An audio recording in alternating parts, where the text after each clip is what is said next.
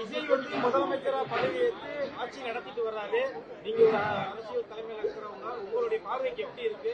அவருடைய ஆட்சி நடப்புகள் எப்படி இருக்கு? நேரடியா சந்திச்சிருக்கீங்க. இல்லைங்க, 2 நாள்ல சொல்லக்கூடியது ஜோசியமா தான் இருக்க முடியும். 6 நாள்ல சொல்லக்கூடியது அப்படித்தான் இருக்க முடியும். 15 நாள்லயும் அப்படிதான் இருக்க முடியும். அதான் ஒரு 6 மாசம் டைம் கொடுக்க வேண்டாமா? புதியவர்கள் வந்திருக்காங்க நிறைய பேர். அதனால புதியவர்கள்ங்கிறது புதுசு கிடையாது அரசியலுக்கு.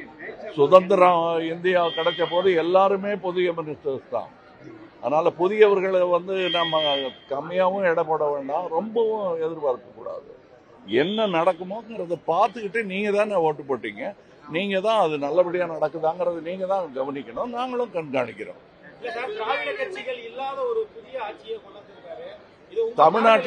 தமிழ்நாட்டில் இருந்து தமிழ் பேசுற ஒருத்தர் கட்சி ஆரம்பிச்சா அது பேர் திராவிட கட்சி தான் என்ன பொறுத்தவரையில.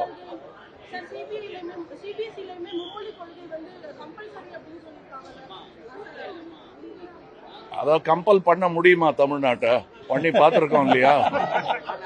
அதனால